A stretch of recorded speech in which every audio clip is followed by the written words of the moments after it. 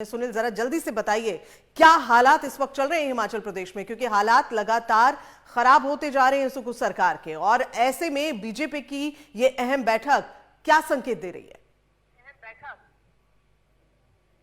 गीतांजलि, मैं बताना चाहूंगा कि जिस तरह से राजनीतिक भूचाल जो है बीते 2 दिनों से हिमाचल प्रदेश में चल रहा है, और वहीं अगर बात की जाए भारतीय जनता पार्टी की, तो भारतीय जनता पार्टी की कल भी जो है वो विधायक दल की बैठक हुई, और उसके बाद आज भी जो है वो लगातार विधायक दल की बैठक सुबह से चली है। अगर बात की जाए जिस तरह से 6 विधायकों को जो कांग्रेस के थे उन्हें निष्कासित कर दिया गया है, दल बदल कानून के चलते जो है उनका निष्कासन जो है वो हुआ है। उसके बाद अब अगली प्रक्रिया क्या रहेगी उसको लेकर यहाँ पे बैठक की जा रही है, क्योंकि रूपरेखा किस तरह से रहेगी, क्या वो सुप्रीम कोर्ट का दरवाजा, न्यायिक दरवाजा खटखटाएंगे, या फिर उसके बाद किस तरह से, जो अगर आंकड़ों की बात की तो दोनों तरफ ही 34-34 का आंकड़ा है। अब इसके बाद क्या कुछ रहता है, एक भी अगर इधर से उधर होता है तो राजनीतिक सरगर्मियां और तेज हो जाएंगी और राजनीतिक भूचाल जो है वो निश्चित तौर पर आ सकता है, और संकट कहीं ना कहीं अभी भी टलता हुआ नजर नहीं आ रहा। हालांकि पर्यवेक्षक जो है वो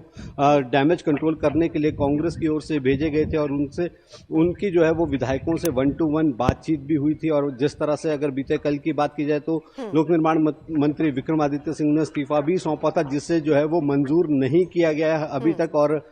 उसके बाद अब ये है कि डैमेज कंट्रोल करने की पूरी कोशिश तो की जा रही है। और जिस तरह से अगर बात की जाए विधायकों की, तो तमाम जो कांग्रेस के विधायक थे वो ब्रेकफास्ट डिप्लोमेसी के चलते जो है वो ओकओवर मुख्यमंत्री आवास ठाकुर सुखविंदर सिंह सुक्खू के पास पहुंचे थे, और वहां पे भी जो है वो चर्चाएं जो है वो लगातार चल रही हैं। विधायक वहां से बाहर भी आ रहे हैं। और सुनील, जिस तरह से कुछ ही देर में हो सकता है कि मुख्यमंत्री जी जो हालात बने हुए हैं उसमें जो बागी हैं विधायक, क्या बागियों की संख्या बढ़ सकती है? क्योंकि जैसे हम लगातार चर्चा कर रहे हैं, कांग्रेस खेमे में कुछ सही नहीं चल रहा है, और अगर भीतर खाने देखें तो अब पार्टी कहीं ना कहीं छिनबिन होती नजर आ रही है। भले ही अब डैमेज कंट्रोल की बात हम कर लें, लेकिन उसमें कहीं ना कहीं सफलता मिल नहीं रही। साथ ही जरा ये भी बताएं, जो पर्यवेक्षक भेजे गए थे उन्होंने क्या हालात को कंट्रोल किया है? क्योंकि उनके सामने भी एक बड़ा चैलेंज था आला कमान से कि किसी भी तरह से सरकार बनी रहनी चाहिए।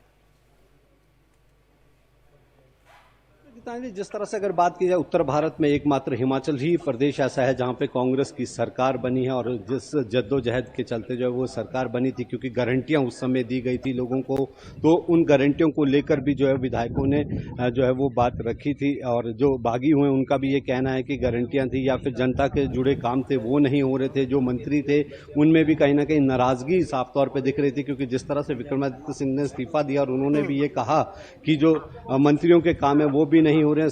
सचिव स्तर पर जो है वो काम कहीं ना कहीं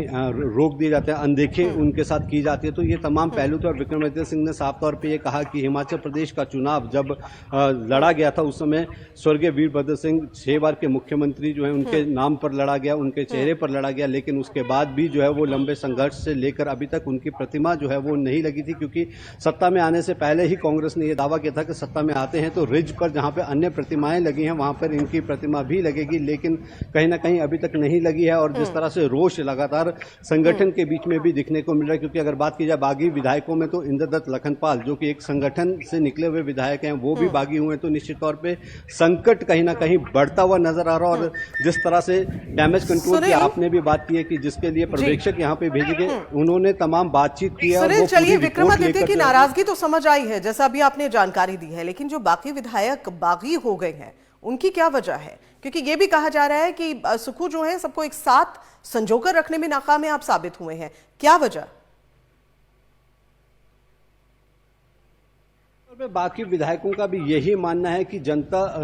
द्वारा जो प्रतिनिधित्व वो कर रहे हैं, जनता द्वारा चुने गए हैं, उनके काम भी जो है वो कहीं ना कहीं अनदेखी हो रही है। और जिस तरह से उन्होंने ये भी अपने पहले भी बयान किया है कि कहीं ना कहीं घुटन संगठन के बीच में भी दिख रही है, क्योंकि सरकार जिस तरह से उनकी बात नहीं सुन रही है। संगठन में जो है प्रतिभा सिंह ने भी कई बार ये कहा है कि संगठन के लोगों के साथ अनदेखी हो रही है, संगठन के लोगों को तवज्जो नहीं मिल रही है, क्योंकि संगठन ही एक ऐसा है, कार्यकर्ता होता है जो रीढ़ की हड्डी होती है और वही चुनावों में कार्य भी करता है। और जिस तरह से गीतांजलि, मैं ये बताना चाहूंगा कि जो पर्यवेक्षक थे उन्होंने तमाम यहाँ पर 1-to-1 करके सभी विधायकों से बात की, विक्रमादित्य सिंह मंत्रियों से बात की, पार्टी अध्यक्ष से बात की। देखना ही होगा कि उस तमाम चीजों को लेकर वो आगे जाकर मल्लिकार्जुन खड़गे